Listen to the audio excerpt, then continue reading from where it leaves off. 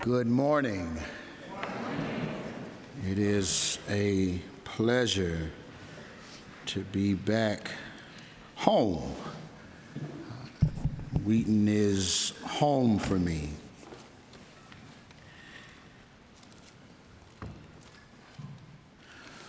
There's a word from the Lord. I'm grateful to Chaplain Wilson, my good friend and brother, and all those who prepared for this moment and allow me to prepare for this moment. Thank you so much. I want to look at passing through parted waters, the ministry of emerging leaders. Passing through parted waters, the ministry of emerging leaders. Imagine a small olive tree clinging to a rocky cliffside that wasn't cultivated under normal circumstances. Rather than being planted in rich, fertile soil, this tree, like the rows that grew from concrete, this cliffside tree sprouted from a crack in the stone, exposed to harsh winds, scorching sun, and meager rainfall. Because every day was a struggle, its roots had to dig deep, searching for the smallest sliver of moisture, forcing their way through the unyielding rock. The wind would whip its branches with every lash, threatening to break its branches. The sun would beat down upon that cliffside tree, trying with pit bull persistence to wither its leaves. Unlike the other olive trees planted in the valley below, which grew tall and strong and replete with a lot of fruit, seemingly having it easy, this little cliffside tree had to learn to bend without breaking, to find sustenance in the slightest sliver of water, ultimately bearing a testimony of being forged in the crucible of hardship. Years passed and a great storm swept through the valley. The pampered olive trees with their shallow roots and brittle branches were uprooted and broken, but the little cliffside tree, weathered and hardened by adversity, stood firm. It had learned to withstand the storm, to draw strength from the very challenges that sought to destroy it. And when the storm passed, it bore the most precious, intensely flavored olives, a testament to its struggle. And just like that cliffside tree, God has a way of hand-selecting leaders who often emerge from environments hardened by adversity. And I submit to you this morning that some of the things that perhaps you've gone through personally, your family challenges that have shaped you, the even precarious times that we find ourselves in, that this marks a time of transition that God still wants to raise up leaders for. As we come to the text of 2 Kings in chapter 2, 7 through 14, we are very much aware that this is a time of transition. Elijah is getting ready to go off the scene, and Elisha is getting ready to take up the mantle, to take up his coat, to step into his ministry. For all intents and purposes, Elijah is an emerging leader. It is interesting that we are faced in the text with something that I call a defining moment. Verses 7 through 8 gives us a context for a defining moment. These 50 men of the prophetic guild, they stood opposite at a distance while the two, Elijah and Elisha, were to go to the Jordan. This moment of passing through parted waters is a defining moment for Elisha. We know it's not the first time that this miracle has occurred in Israel's history. Moses parted the waters, and Joshua parted the waters, and we will see Elijah and then Elisha doing the same thing. This moment is such a monumental moment in the ministry of Elisha that there are 50 prophets of the prophetic guild who've convened to witness this moment. For the record, I noticed that while the 50 prophets are comparable to Elisha in many ways, for example, they're all part of the prophetic guild of the northern kingdom. They all have been given special revelation about Elijah's departure, and they all will serve as a witness to this event. There is at least some differences between Elisha and the members of the other prophetic guild. Only he will have an up-and-close personal participation of not only parting the waters, but passing through parted waters. In many ways, Elisha is defined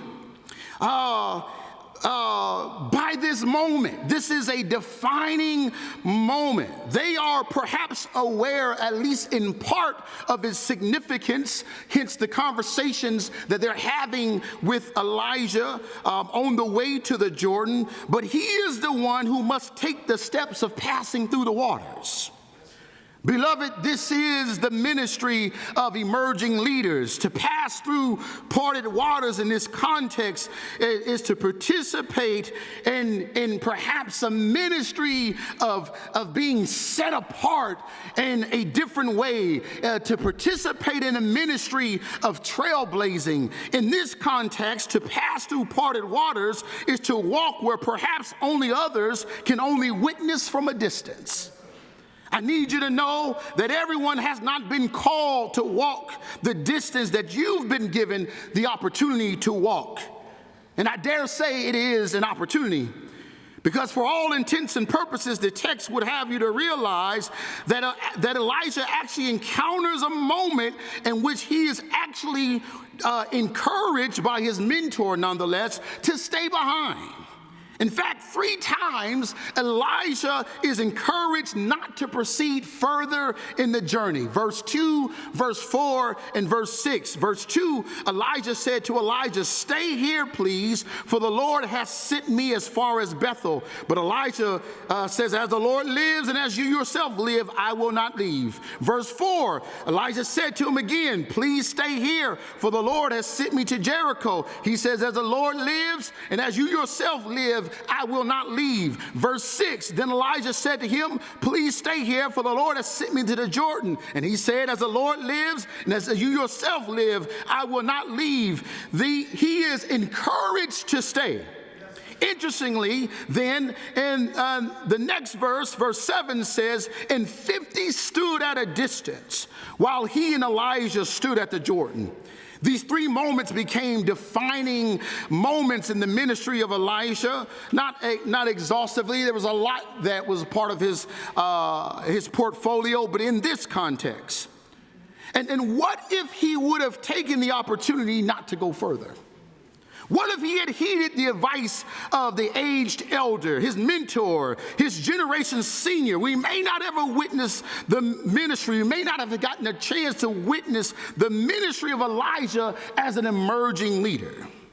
I submit to you this morning that our present generation of leaders, which includes your generation, are experiencing a mixture, an amalgamation of defining moments. My brothers and my sisters, the political upheaval, the national polarization, the widening gap between the rich and the poor, the resurgent discourse around racial reparations, the increased awareness of mental health issues, the unprecedented proliferation of misinformation and distrust towards all society's major traditional institutions, such as the government, the church, and education, all are defining moments of emerging ministry leaders. And interestingly, we have before us a similar choice of options as Elisha. 3 times Elijah was encouraged not to go past a certain point, to stay at a certain place, to not progress further. But Elijah wasn't having it.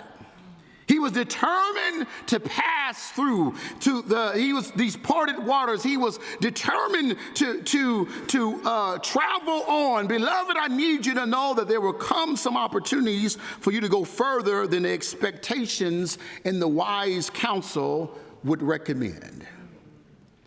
As an Elijah generation, you will have the opportunity to go further in your fight for racial justice and equality than other generations. As an Elijah generation, you'll have an opportunity to go further in your fight for prison and police reform than the expectations and the wise counsel of those who've come before you. As an Elijah generation, you'll have the opportunity to go further in bridging divides and promoting civil discourse. As an Elijah generation, you have the opportunity to create new economic models that transcend, I dare say, the antiquated dichotomy of socialism and capitalism. You will have an opportunity to go further. But in order to do so, you'll have to have the spiritual fortitude to go further. When familiar pressures are telling you to stay put, you will need to have the fortitude to walk on, to proceed when groupthink mentalities are telling you that you've gone far enough, to advance even when the vision of ministry mentors is so nearsighted that they don't see your role in what lies ahead. You're going to have faith in a God that can push you forward. I wish I had opportunity to talk about some of the defining moments in my life, but I will say this: don't miss your opportunity to pass through parted waters, for it will be some of the most defining moments of your life. Yeah, there's this defining moment, but then we see a discerning mentor. Elijah may not and been initially full aware of what it was to mean for Elijah to pass through parted waters with him. 3 times he tells him, you just stay here. But I like Elijah's disposition once they do pass through the parted waters. Verse 9 says, now it will come about when they had crossed over that Elijah said to Elisha, ask what I shall do for you before I'm taken from you. Elijah says, please let me have a double portion of the spirit, of your spirit. And I love this because what an insightful question from the aged prophet. What shall I do for you? Elijah obviously wanted Elisha to have a sense of readiness for the transition, and he asked, what do you need from me? What can I do for you that will make this transition better? It signifies an awareness of one who knows their time is up and is amenable to someone else picking up the mantle. Thank God for the Elijahs of the world who helped us to get where we are before they make their transitions. Thank God for Elijah scholars who ask those legacy questions of emerging scholars. What do you need from me before I leave? Thank God for Elijah pastors who ask those legacy questions of new pastors. What do you need from me before I leave? Thank God for those Elijah politicians and educators and medical personnel that ask the legacy question of, what do you need from me before I leave? For those Elijah marriages who ask those legacy questions to new and less experienced married couples, what do you need before I leave?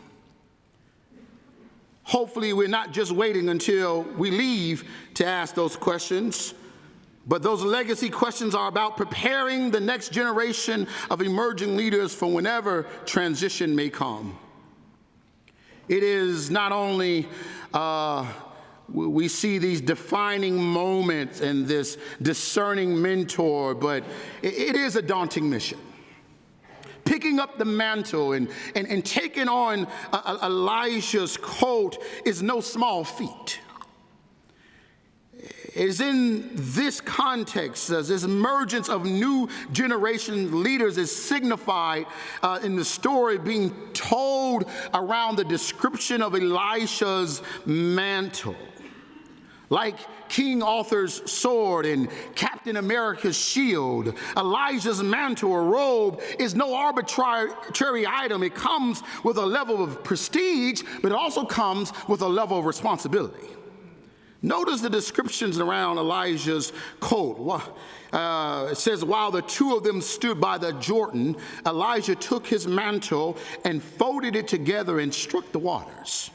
An intuitive reader might ask, why does Elijah have to take off his robe just to strike the waters? Why does he fold it up? What is the connection between passing through these parted waters? Perhaps the best answer is found in the symmetry found at the end of the pericope, where Elijah's clothes become front and center again. When Elijah was translated into heaven, his mantle fell from the sky, and Elisha picked up the cloak, different verb in verse 8. But the contrast of these two verses, one at the beginning and the other at the end of Elijah's transition, seem to suggest that Elijah takes it off and folds it as an expression of readiness and preparedness for transition.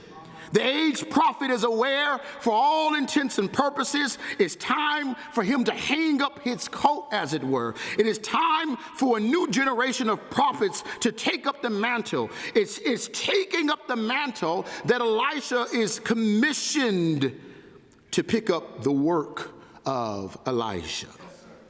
Oh, and you need to understand a little bit about some context, some historical context to understand some of the work that Elisha will be called to. See, Israel's story within the book of 2 Kings has to be contextualized, particularly in this parting the waters scene, with the trajectory of Israel's liberation.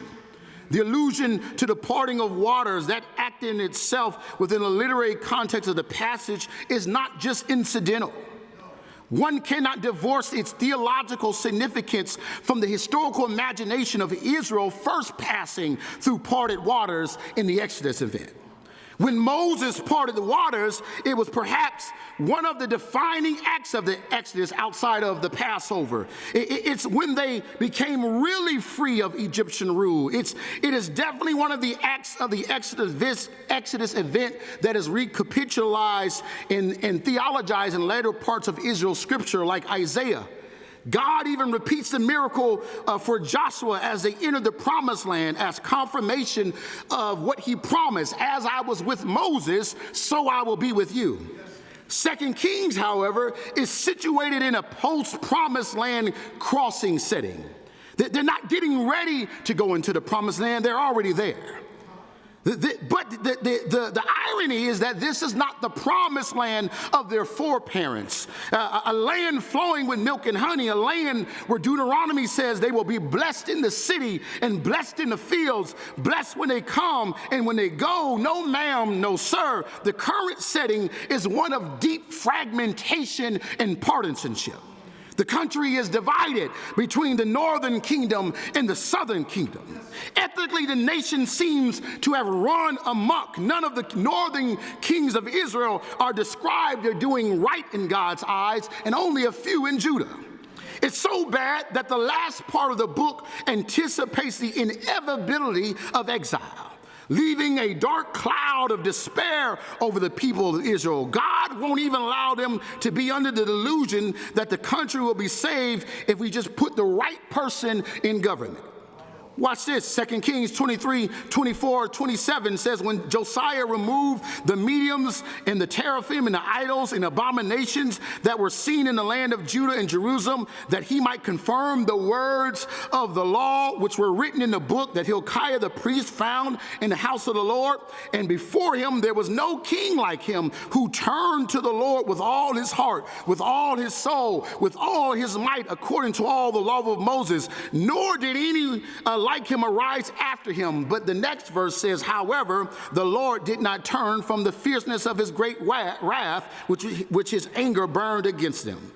The Lord says, I will remove Judah also from my sight. And as I've removed Israel, I will cast off Jerusalem, the city which I've chosen. It even ends and concludes with a description of how Jehoiakim, a Judahite king, and prominent leaders will actually be exiled in 597. Elisha's passing through the parted waters and picking up Elijah's mantle signifies a transition, but it is ironically the dawning of a new era of hope. Even when days seem dark and bleak, God still wants to raise up leaders. He still wants those who can pick up the mantle. He still wants those who can trust him in troubling times, who can be steadfast, unmovable in unwavering opinions. He still is raising up Elijahs. And it is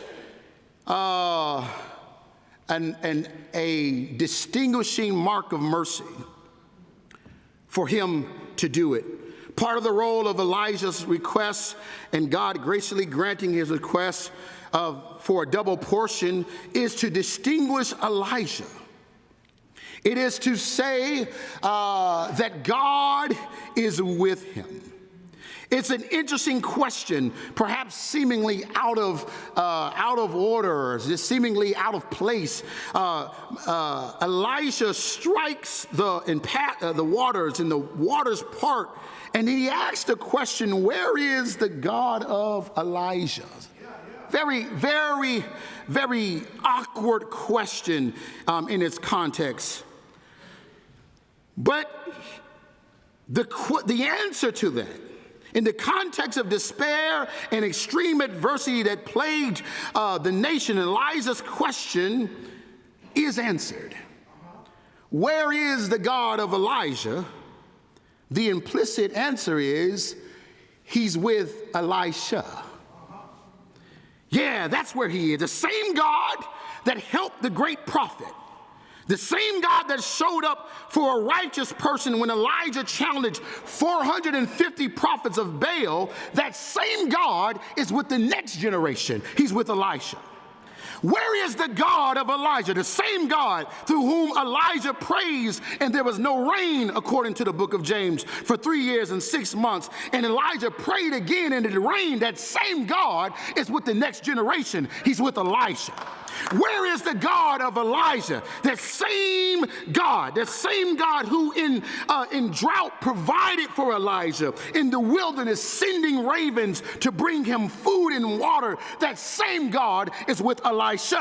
Where is the God of Elijah, who reassured Elijah during the times of depression and deep discouragement, reassuring him that although the fate of his nation seemed bleak and replete, that he was not alone, for he had reserved a remnant of righteous and faithful followers. The same God that was with Elijah is with Elisha.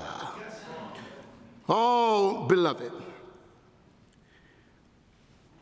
This is the last time we see Elijah until the New Testament.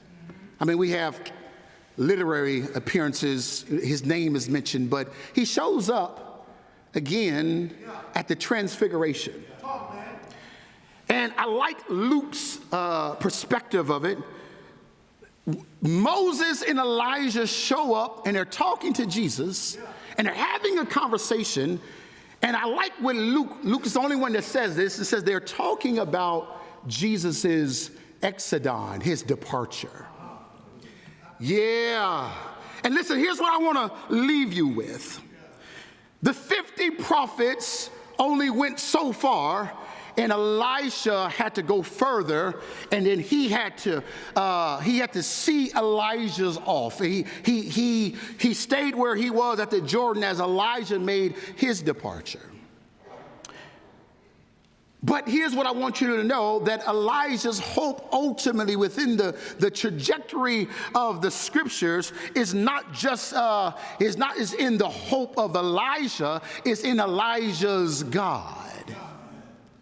And Elijah would have to, he can only go so far too, right? Elijah shows up and Moses shows up, and they have to cheer, so to speak, have a conversation and wait for Jesus to make his departure. Here's the point I'm making. God raises up leaders, and sometimes you have Elijahs who will go further than the prophetic guild. And they will accompany their mentors who would have to make a departure. But Elijah's hope wasn't in his departure. Elijah's hope was in Jesus' departure. And so he shows up at the Mount Transfiguration, and Jesus' hope. Jesus is the one that ultimately brings the hope for this new and emerging generation. This Jesus who would be bruised for our iniquities, pierced for our transgressions. This Jesus who was Elijah's hope. This Jesus who would die for the sins of the world. This Jesus in which our hope is grounded. My hope is built on nothing less than Jesus' blood and his righteousness. I need you to hold on to the fact that as God is raising up emerging leaders, and you will have to pass through parted waters, Jesus is still the hope for a dying world. Amen.